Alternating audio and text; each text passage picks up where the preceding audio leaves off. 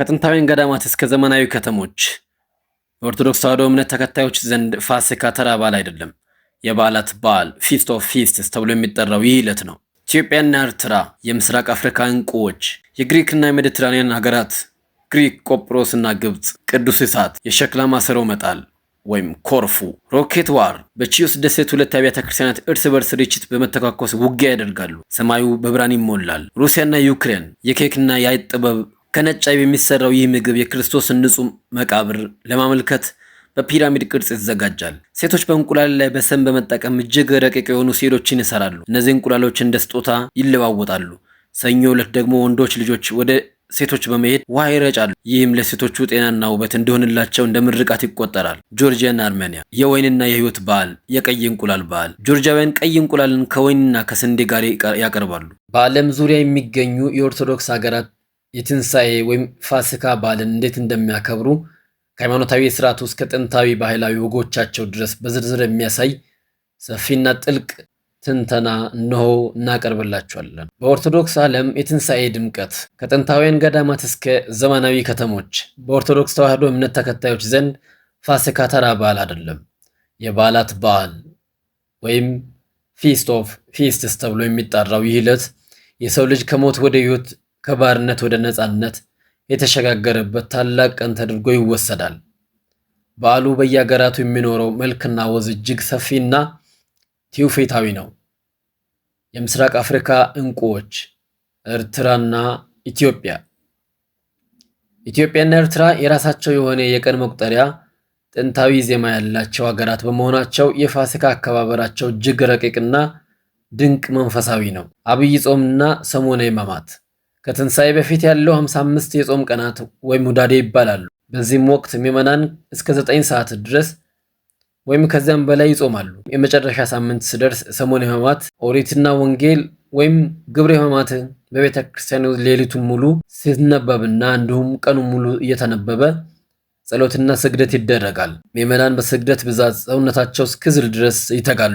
ጸሎተ ሐሙስ ሲደርስ ካህናት የምዕመናንን እግር በማጠብ የክርስቶስን ትሕትና ያስታውሳሉ።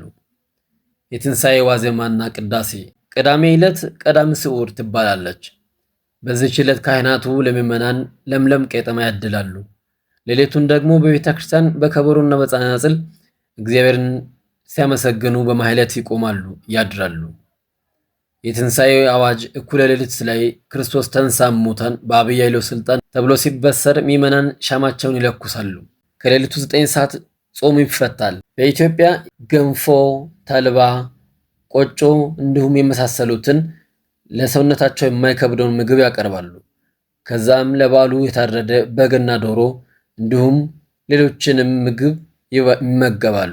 ክፍል 2 የግሪክና የሜዲትራኒያን አገራት ግሪክ፣ ቆጵሮስና ግብፅ። በእነዚህ ሀገራት በዓሉ ከታሪክና ከጥንታዊ ግርማ ሞገስ ጋር የተቆራኘ ነው። ግሪክና የቅዱስ እሳት ሚስጥር። በኢየሩሳሌም ከሚገኘው የጌታ መቃብር በድንቅ ተአምር የሚወጣው ቅዱስ እሳት በልዩ አውሮፕላን ወደ ግሪክ ይላካል። እሳቱ አቴንስ ሲደርስ እንደ ንጉሥ ክብር ይሰጠዋል። በኮርፉ ደሴት ቅዳሜ ጠዋት 11 ሰዓት ላይ ሰዎች ግዙፍ የሸክላ ማሰሮዎችን ከፎቅ ላይ ይወረውራሉ። ይህ ክፋትን ማስወገድ እና አዲስ ሕይወትን መቀበል ተብሎ ይታመናል። ሮኬት ዋር። በቺዮስ ደሴት ሁለት አብያተ ክርስቲያናት እርስ በርስ ርችት በመተኳኮስ ውጊያ ያደርጋሉ። ሰማዩ በብርሃን ይሞላል። የግብፅ ወይም ኮፕቲክ ኦርቶዶክስ። ግብፅ የክርስትና መገኛ እንደመሆኗ ፋሲካን በታላቅ ጾምና በጸሎት ታከብራለች።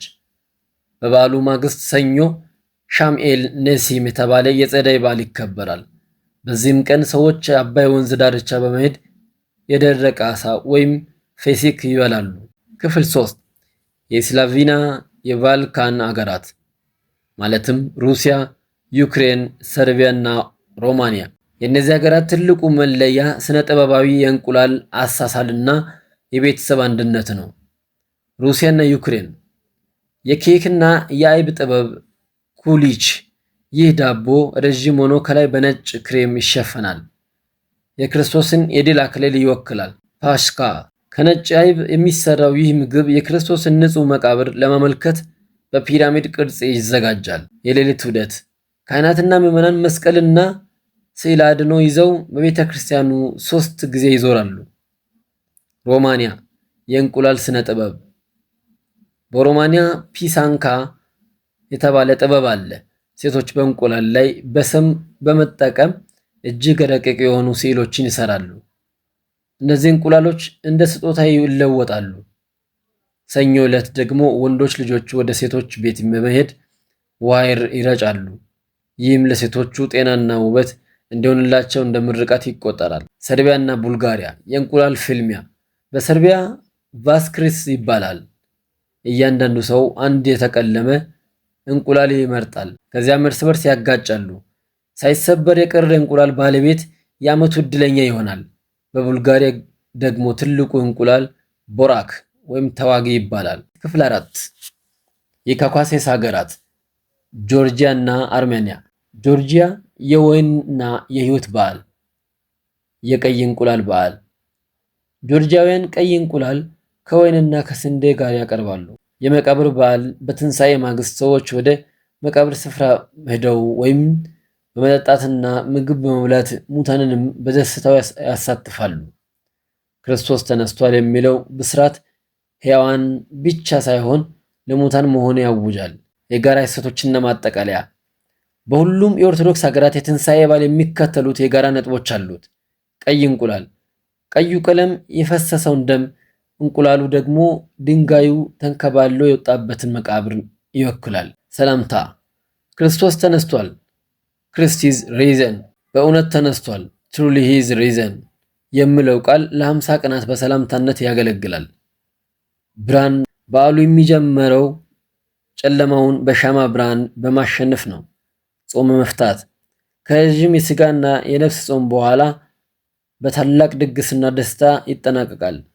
በአጠቃላይ የኦርቶዶክስ ሩሲያ በረዷማ ምሽቶች እስከ ኢትዮጵያ ሞቃታማ አውድማዎች ድረስ የሰው ልጅ ተስፋንና አዲስ ሕይወትን የሚያከብርበት ድንቅ በዓል ነው።